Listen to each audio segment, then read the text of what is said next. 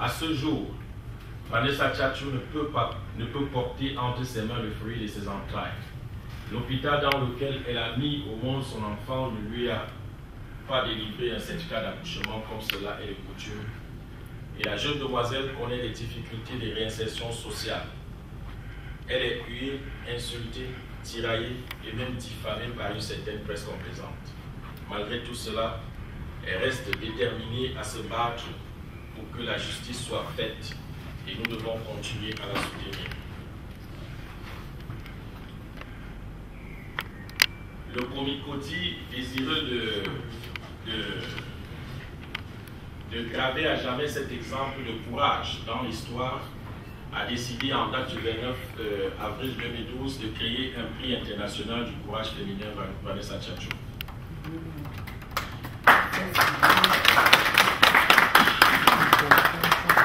Ce prix sera décerné le 20 août de chaque année à une personne de sexe féminin qui aura particulièrement et unanimement qui se sera particulièrement et unanimement distinguée par son courage dans une situation quelconque en défense de la vérité et de la justice. La Commission exhorte les hommes de science, de lettres, les leaders d'opinion, les chefs de mouvements politiques, les ministres du culte et sans oublier la diaspora à maintenir la flamme de la lutte autour de cette question et de lui donner une place prépondérante dans la quête fondamentale d'une société juste, transparente, égalitaire, compassionnelle et solidaire au Cameroun. Chers amis, je vous remercie pour votre énorme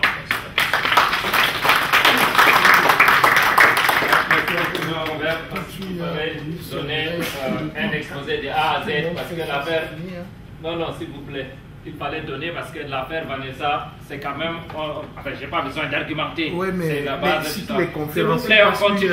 On ne va pas donner 3 jours pour ça. On continue avec notre prochain invité qui est venu aussi de très loin. C'est Madame Pati Bébé qui est venue de Tchécoslovaquie, la République tchèque.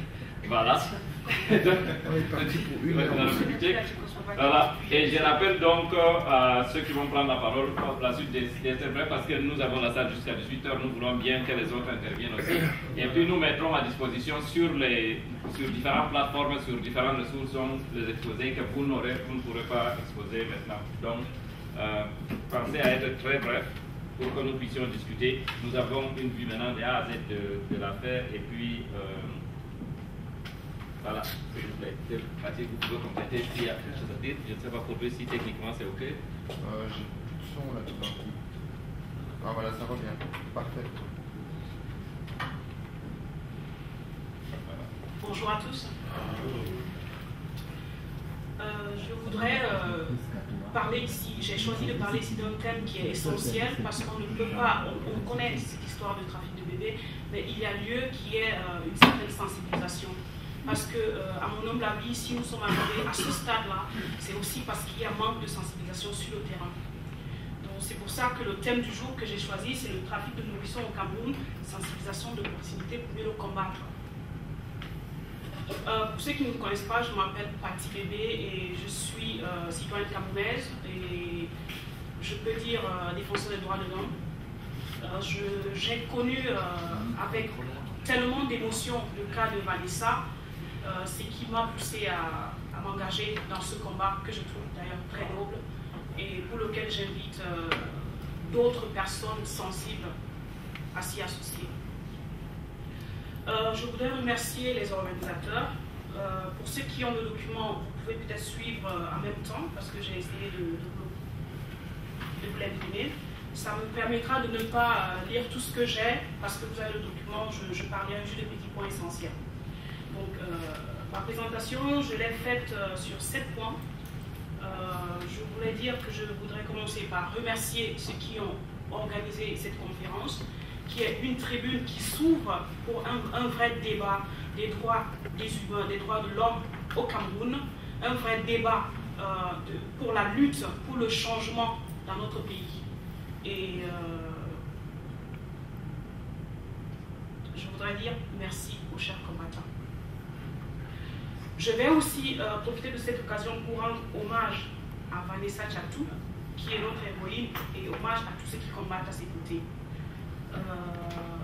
Vanessa aujourd'hui représente le symbole même de la jeunesse courageuse et déterminée, pour qui le respect et l'admiration de ses compatriotes ne sont plus à démontrer.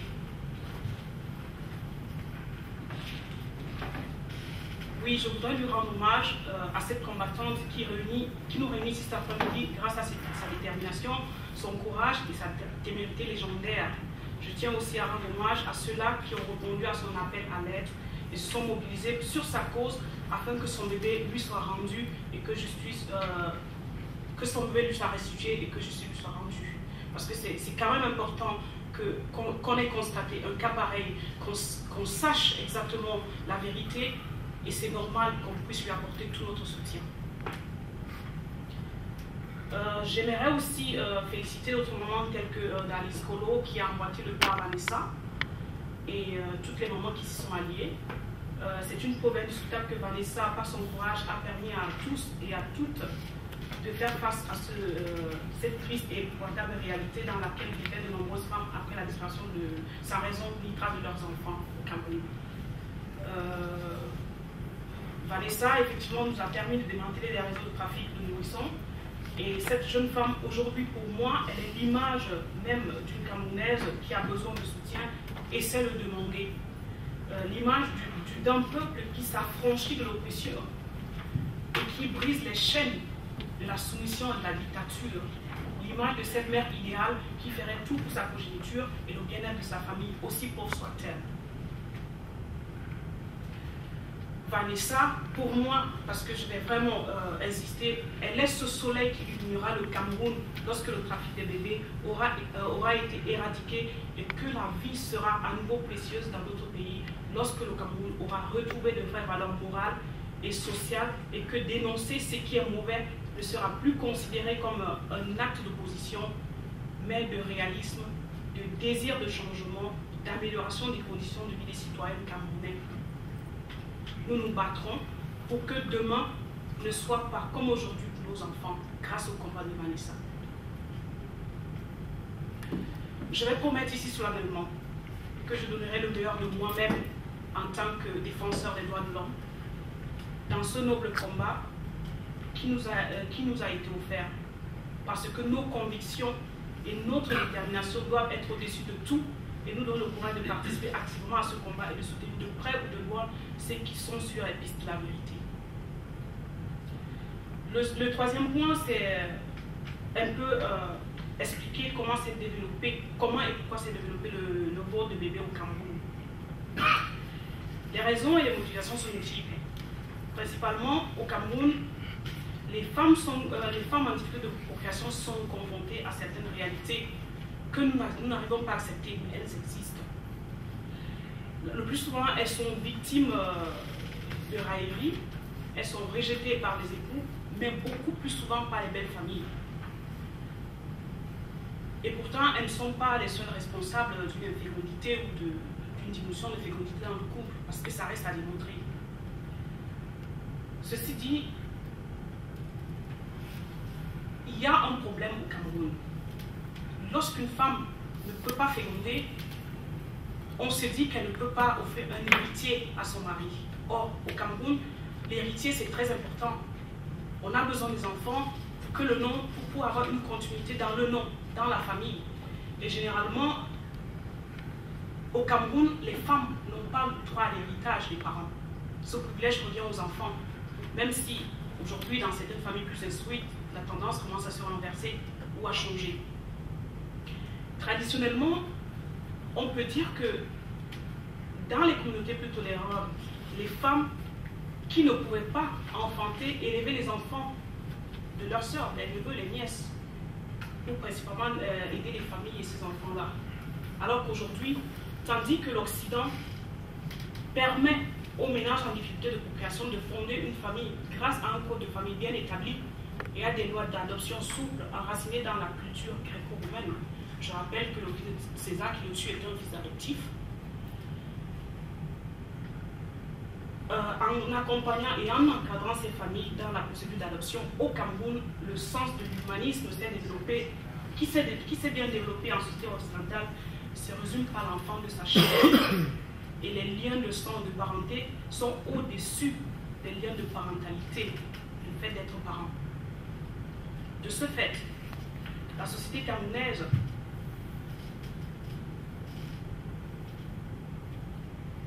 moderne et plus exigeante pousse les femmes à vouloir l'enfant de leur chair.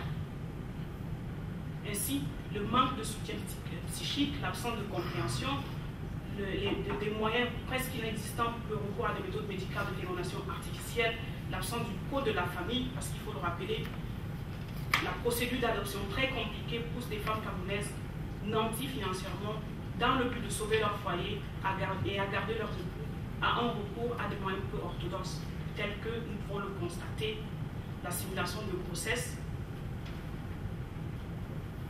l'achat des nourrissons engendrant ce trafic de bébés, au grand des pauvres mamans éplorées sans défense ni moyen de combattre. Sans oublier les pratiques de sacrilège, parce qu'il faut le dire ici, qui consistent à sacrifier les êtres humains en général et des nourrissons en particulier pour des réussites sociales ou sectaires qui sont malheureusement une réalité au Cameroun. En bref, la misère, l'absence d'un code de famille, des pratiques sanguinaires, l'insensibilité sociétale et des pratiques d'influence de personnes influentes qui croient qu'elles peuvent décider de la vie ou de la mort d'un autre individu sans devoir rendre compte à personne sur une population vulnérable sont les principales causes du trafic. Les circonstances qui nous poussent, pourquoi on parle de trafic de bébés en réalité? Il y a des circonstances qui nous poussent à parler du trafic de bébés. Dans le contexte camerounais, le trafic peut se subdiviser en trois groupes. Le trafic à travers des organisations dites de protection d'enfants en difficulté,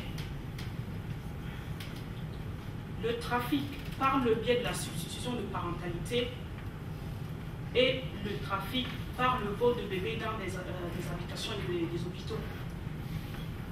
Le premier cas, beaucoup se diraient non. Le premier cas, malheureusement, est l'un des aspects de ce trafic, parce que beaucoup d'ONG et d'orphelinats sont transformés en véritables marchands d'enfants camerounais. Ils sont d'ailleurs à la tête de ce trafic grâce à des réseaux qu'ils ont réussi à développer et restent protégés par les membres du gouvernement. Par expérience, les ONG et les centres d'accueil contactent de premier plan pour les candidats à l'adoption sont devenus les organisateurs du trafic de nourrissons par excellence au Cameroun. Des preuves sont là. Et ils travaillent, bien entendu, en étroite collaboration avec des agents chargés de délivrer des documents d'adoption. Le second cas, le cas du trafic par le biais de la substitution de parentalité. C'est un cas qui est assez complexe parce que, compte tenu du contexte camerounais, les gens n'arrivent pas à classifier ce cas dans le cadre du trafic de bébés.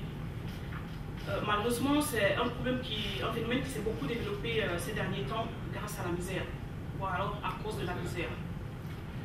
Il y a de nombreuses familles qui ont des membres, l'un de leurs membres à l'étranger, qui recourent beaucoup à cette pratique. Cette pratique, en fait, consiste à falsifier l'acte de naissance de l'enfant en y remplaçant le nom des parents biologiques de l'enfant par celui du membre capable de mieux s'occuper de l'enfant, mais surtout de le sortir du pays dans le but de lui offrir de meilleures conditions de vie et d'études. Malheureusement, cette pratique, nous devons l'accepter, se classe dans le cadre du trafic de bébés ou d'enfants. Parce qu'il n'y a rien qui encourage ce trafic, parce qu'il y a des lois qui permettent, par exemple, de parrainer un enfant. Ce n'est pas aussi difficile que ça. Et je n'ai jamais vu une institution consulaire qui refuse un visa à un enfant parce qu'il part avec son parent. Il délivre toujours des visas tant qu'il y a la signature et le consentement du parent biologique. Donc, il faut regarder ce côté-là aussi. Le troisième cas, c'est malheureusement le cas qui nous a amené à nous situer ici, à nous réunir ici aujourd'hui. C'est bien le cas des vols dans des habitations et des hôpitaux. où les conditions sont structurées avec la complicité de la sécurité, des responsables des structures qui délivrent des déclarations de naissance fantaisistes, des documents et puis les agents des services sociaux qui délivrent des documents d'adoption conformes tout en violant la loi de la procédure d'adoption. Le cas qui nous interpelle est bien le cas de la magistrate Katé qui a obtenu des documents des agents sociaux ou bien, on peut dire, de la ministre des Affaires sociales alors qu'elle n'a pas respecté les procédures d'adoption. L'adoption au Cameroun, il faut le rappeler, la procédure peut durer 12 mois minimum. Et pourtant, elle a reçu ces documents en moins de 2 mois. Donc ça nous interpelle, surtout parce que c'est une magistrate qui est censée dire le droit, qui viole, qui est la première personne à violer ce droit, au lieu de protéger le citoyen. Je ne dois pas nous rappeler que l'enfant qu'elle détient est vraisemblablement l'enfant de Vanessa Tchatou. Le commissaire l'a déjà dit, je ne vais pas me répéter. Alors nous constatons par là malheureusement que dans nos traditions, il est possible que les Camerounais aient été préparés au vol de bébé à cause de la misère, de la manière dont est conçue la famille et la perception négative de l'adoption dans nos us et coutumes. Lorsqu'on parle de la loi d'adoption, qu'est-ce qu'elle prescrit? J'ai mis un petit test ici, un petit résumé. Je ne voudrais pas rentrer dans les détails, mais on retient que seuls les enfants dont le père et la mère ont consenti à l'adoption sont adoptables. Est-ce que l'enfant de Vanessa Tchatou, est-ce que Vanessa Tchatou a donné son approbation? C'est une question qu'on doit se poser. La réponse est là, elle est non. Sinon, elle n'aurait pas revendiqué le retour de son enfant. L'enfant adoptable doit être âgé. L'enfant âgé de 16 ans doit personnellement consentir de son adoption. Nous ne sommes pas dans ce cas, mais il y a ces cas-là qui sont revenus. Les adoptions intrafamiliales sont soumises aux mêmes règles, je ne peux pas me rappeler. Puisqu'on parle de sensibilisation, puisqu'on parle du trafic de bébés, on doit aussi parler des sources, des pistes de solutions. Et j'ai essayé de numérer quelques-uns. Nous devons démanteler les rouages qui facilitent le trafic des nourrissons au Cameroun, déterminer les responsabilités et les complicités. Nous devons mettre en place un code de la famille pour réglementer l'adoption intra- et extra-familiale. C'est très important parce que sans code de la famille, les adoptions sont presque impossibles. C'est pour ça que la loi sur l'adoption au Cameroun, elle est très lente et très compliquée. Parce qu'elle ne s'associe pas à un code. Nous devons aussi, j'ai pensé qu'on pourrait adopter l'identification formelle du personnel de santé ayant accès aux enfants dans nos hôpitaux. Un exemple, le port d'une tenue spécialisée, une tenue spéciale qui les identifie au reste du corps de santé, le port de badge nominatif pendant les heures de service, l'installation de portes électroniques pour les salles de maternité où on n'accède que par des badges électroniques dont les entrées et sorties seront enregistrées sur un terminal grâce à un logiciel quelconque. Nous devons faire de l'éducation populaire, sensibiliser, parce qu'en réalité, comme je l'ai dit, c'est à cause du manque de sensibilisation et d'information que le trafic a pu se développer et s'enraciner. Aujourd'hui, les nouvelles technologies de l'information nous permettent de suffisamment nous informer et sensibiliser les Camerounais à ce sujet, même au-delà de nos frontières. Il serait peut-être nécessaire aussi d'envisager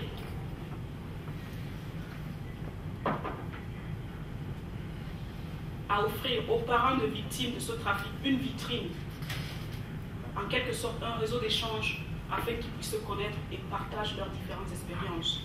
Parce que nous pensons que c'est nécessaire, parce que ça leur permettra de mieux vivre la situation psychologiquement, car ils seront rassurés qu'ils ne sont pas seuls à vivre cela, et cela encouragera les victimes à se prononcer publiquement.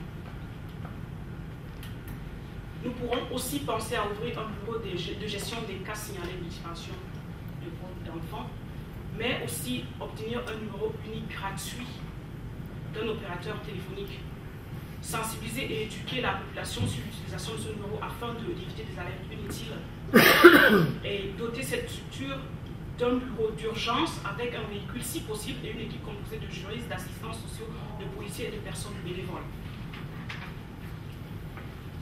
On doit convaincre, on doit pouvoir convaincre et trouver des collaborateurs en zone de la CEMAC, car nos bébés ne sont pas seulement pour l'Occident, il y en a qui restent en Afrique. Okay. Nous devons concevoir, je pense qu'il est nécessaire de concevoir et créer un site internet qui recueillera et publiera toutes les disparitions signalées et actualisera le suivi des dossiers pour l'information de la masse. Mobiliser encore, nous pourrons mobiliser les populations par les forums publics, dans les marchés périodiques réguliers, des écoles, des sorties de culte, des associations de femmes, des centres de vaccination sur tous les temps du territoire. Concevoir des tracts traduits dans les différentes langues nationales que nous distribuerons, trouver des volontaires qui seront organisés par district pour nous aider à mener ce travail de sensibilisation. J'insiste sur le mot volontariat parce qu'on sait qu'au Cameroun, tout se monnaie. Et pourtant, on a besoin d'une sensibilisation collective pour attirer les gens sur l'importance du volontariat. En conclusion, je ne saurais terminer sans rappeler qu'en ce qui est du cas Vanessa Tchatchou, toutes les informations regroupées nous indiquent où se trouve la fillette. Le problème qui se pose est de savoir comment procéder pour qu'on lui restitue son enfant, sachant que le gouvernement, par son porte-parole, le ministre de la Communication, s'obstine à orienter l'opinion nationale et internationale sur une fausse piste qui voudrait que le bébé volé de Vanessa soit mort et enterré quelque part en Coton, mais aussi change de version à chaque fois qu'il a affaire à l'affaire Vanessa. Si nous cédons ce combat, si nous cédons le combat de Vanessa, de Darlise et de bien d'autres femmes, notre combat aussi aura été vain. Et cela permettra aux trafiquants de bébés de redoubler d'ardeur parce qu'ils auront l'impression d'être plus forts et intouchables. Nous avons donc le devoir, j'interpelle tout le monde qui se trouve dans cette salle, nous avons le devoir de mener ce combat jusqu'à la fin, jusqu'à mettre fin à ce trafic, car un pays qui se vide de ses enfants n'a aucun avenir. Parce qu'effectivement, ce sont ces enfants qui font la génération de demain. Ce sont ces enfants, ce potentiel, ces capacités à porter le changement dont le Cameroun a besoin. Nos convictions et notre détermination doivent nous donner le courage de participer activement à ce combat et de soutenir de près, de loin, ceux qui sont sur les pieds de la vérité, quelles que soient nos divergences et notre culpabilité. Je vous remercie.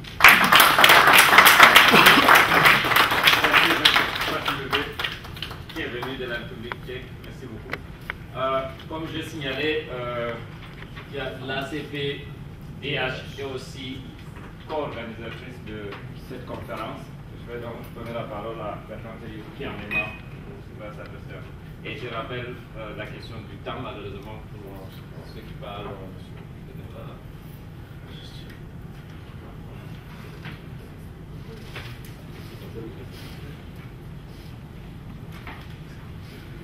Donc, bonsoir à tous, et vraiment c'est un plaisir d'être là pour une cause aussi noble. Alors,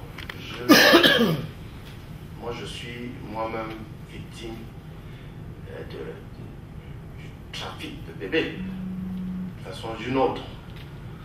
C'est-à-dire parce que quand j'ai été emprisonné, à la suite de la parution de mon livre, on m'a emprisonné pour outrage. Et voilà, j'ai été emprisonné le 3 novembre. Le 17 novembre, ma fille de 7 ans a été tuée. Donc, vraiment, quand je parle de la situation des bébés, j'en suis une victime. Voilà. Donc, j'aimerais, je ne veux pas tellement m'attarder sur la mécanique. On sait que le Cameroun entier fonctionne sur une mécanique lugubre. Ce n'est pas, c'est-à-dire que ce soit, ça nous touche parce que ça atteint déjà un niveau qui est vraiment dément. Ça atteint un niveau inimaginable. Parce que si la mécanique lugubre, on le vit tous les jours, c'est-à-dire que ce soit aux impôts, que ce soit dans ton travail, que ce soit dans ta vie, on le vit tous les jours. Le Cameroun repose sur une mécanique lugubre. Et cette mécanique lugubre est en train de broyer les enfants, les bébés. Alors moi, j'avais très peur là depuis un moment, c'est-à-dire d'aborder le problème sous un angle qui me paraît assez... je me disais, bon voilà, qu'est-ce que les gens vont penser si moi j'aborde le problème sous l'angle de la responsabilité citoyenne décisive qui est la nôtre. Je me réjouis que ce sont les principaux responsables autorités belges qui nous disent ceci, qu'il n'y a pas de solution à un problème sans pouvoir assumer le lien politique qu'il y a à l'origine de ce problème. Alors, le trafic des enfants, moi je dis, on a toujours vécu avec le drame des enfants. Ce n'est pas Vanessa et Nkolo, c'est pas le cas qui nous, je veux dire, c'est pas le cas Vanessa et qui nous a fait savoir que les enfants vivent dans un drame. Nous sommes habitués au Cameroun, la vie, le respect de la vie dans notre pays, de la vie des enfants a toujours été un drame. Ils ont été toujours broyés. Aux enfants, c'est-à-dire que ce soir, pendant que vous irez vous coucher dans votre lit, il y a 300 enfants qui vont mourir ce soir. Pas parce qu'il y a la guerre, pas parce qu'ils sont malades, mais parce qu'ils ont faim. Je dis, tous les jours quand vous vous couchez, il y a 300 enfants qui meurent. Ça, ce n'est pas moi qui le dis, c'est la Direction nationale de la statistique, organe officiel de l'État. Ça veut dire qu'ils ont voulu cacher un peu les statistiques, c'est-à-dire que même malgré qu'ils aient caché, ils en sont venus à l'évidence, réduit les chiffres, et eux-mêmes ils ont admis que c'est extrêmement grave. Ceci étant, moi, je dis, Madame Marie a dit, c'est à vous de prendre votre responsabilité, votre destin en main. C'est à vous, c'est pas à nous. Si nous on vient, on ne va pas faire les choses à votre place. Moi je veux dire les choses d'une façon très simple. Très simple. Je dis, on va monter une commission indépendante citoyenne d'enquête. C'est une très bonne idée. Moi, je suis partant pour cette idée. On monte cette commission d'enquête. Les propositions, les si belles propositions qui sont idéales de Madame Patti Bébé, on les connaît. On n'est pas dans le problème où c'est quoi la solution. On n'est pas là, c'est pas ça. On connaît comment faire. Demain matin, si on veut que le Cameroun sorte de la merde, on connaît les solutions. C'est pas... On a écrit plusieurs livres. Avant moi, j'ai écrit moi-même un livre, Sortir de l'impasse, comment sortir le Cameroun du sous-développement stupide qui broie nos enfants, broie nos vies, nous font être les produits de l'irrationnel en permanence. Donc on connaît les situations, les solutions. Moi, j'aimerais qu'à la suite de la commission d'enquête indépendante qu'on veut créer, je suis d'accord. Mais sur le plan technique, cette commission d'enquête devra descendre au Cameroun et travailler avec l'administration pour établir les différentes responsabilités et éventuellement soutenir le fait qu'on punisse les responsables. Mais à qui allons-nous adresser cette plainte? Nous allons adresser cette plainte à une dictature, à un gouvernement illégitime, à un gouvernement qui ne nous écoute pas depuis 30 ans, qui, malgré toutes vos belles solutions, carrément tourne le dos et vous dit, vous n'avez rien à dire. Ceci étant, ça nous pousse à la solution qu'ils ont évoquée. Moi, je suis content que ce soit les avocats des droits de l'homme et que Madame Marie, là, qu'elle ait évoqué ça. Ce qui est là, ce qu'on est en train de perdre le temps, c'est de prendre notre destin en main, de se décider ici et maintenant. Si nous décidons de prendre notre destin en main, on va arrêter la merde au Cameroun. Mais tant que nous voulons rester là, à apporter des solutions cosmétiques, à penser que, parce qu'on a pensé les grandes théories, on s'est mis ici à Bruxelles, on a pensé les grandes théories, et que ça va régler le problème, rien ne va se régler. C'est à nous de prendre le destin en main.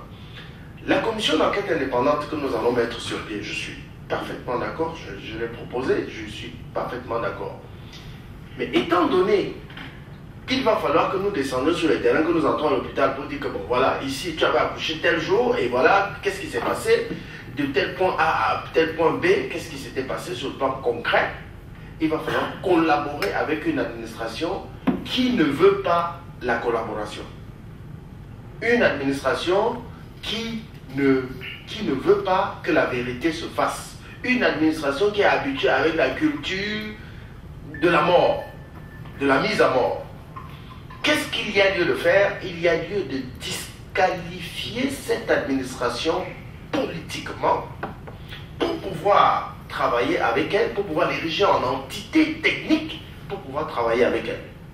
Ça, c'est la seule solution. Et pour la disqualifier politiquement, ça veut dire que nous pouvons prendre une résolution de prendre en main le destin national. Moi, c'est-à-dire en d'autres termes, je ne sais pas, c'est-à-dire, je ne sais pas si je devrais pratiquement, c'est-à-dire que terminer de façon plus claire l'idée, ça veut dire que nous qui sommes là, si nous décidons que bon voilà, on a un régime qui est illégitime, qui travaille contre l'intérêt du peuple et que nous nous associons là, nous nous asseyons, nous disons bon, on est d'accord, à compter d'aujourd'hui, étant donné que ce gouvernement est légitime, compte tenu des dispositions de la Constitution qui dit, de la disposition de la Constitution au préambule, qui dit le citoyen contribue à la défense de la patrie. Ça veut dire en termes terre à terre, c'est que ça veut dire que quand une maison est en feu, ça veut dire que tous les citoyens doivent retrousser les manches, venir éteindre le feu. Le Cameroun est dans un grand feu. Retroussons les manches pour aller éteindre ce feu. Ça veut dire que, très concrètement, si nous retroussons les manches, ça veut dire que la loi, la Constitution nous permet d'intervenir. Ça veut dire qu'on peut se mettre là. On dit le Cameroun n'est pas dirigé. Je ne sais pas si on sait tous que le Cameroun n'est pas dirigé. Alors prenons notre pays, dirigeons-le. Ça veut dire que si nous prenons une résolution, nous nous disons, voilà, la résolution que nous prenons, c'est que nous constatons que le Cameroun est dans le feu. Parce que si le Cameroun atteint déjà le niveau que les enfants sont broyés, ça veut dire que nous sommes dans un très grand feu. Alors ce feu-là, nous prenons la résolution ici et maintenant que voilà, nous devons prendre notre pays en main. Nous déclarons l'illégitimité du gouvernement Biya. Nous déclarons la constitution d'une équipe citoyenne pouvant conduire une transition permettant le respect des droits et de la vie. Ce n'est pas un engagement politique, c'est un engagement citoyen. Ça veut dire que les citoyens décident de prendre leur destin en main. Moi, très concrètement, on va discuter, on va bavarder. C'est la seule solution qui se pose. La seule question qui se pose à nous, c'est de savoir, est-ce que vous êtes prêts à prendre votre destin en main?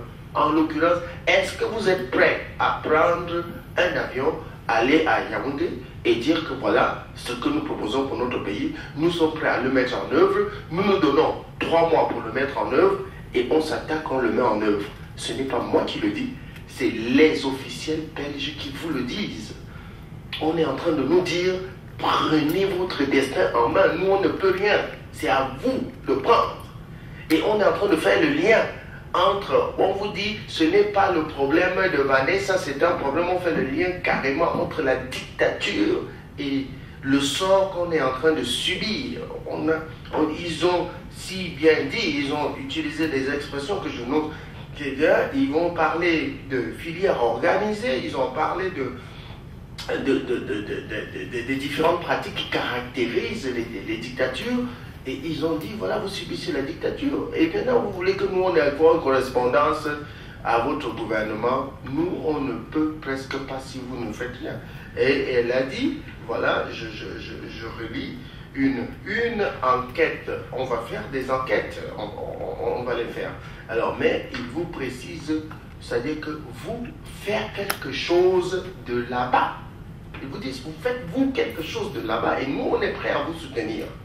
Et ce quelque chose, la seule chose que nous réfléchissons sur le travail du Cameroun, nous avons réfléchi pendant longtemps, nous on ne fait que ça à longueur de journée, c'est que nous décidions, nous disons, voilà, le Cameroun n'est pas dirigé, et c'est à nous de monter une équipe, nous constituons une équipe pour reprendre le Cameroun en main. C'était le Doux Paradis pour l'Asbel Téléspi, Solidarité Paradisiaque Internationale.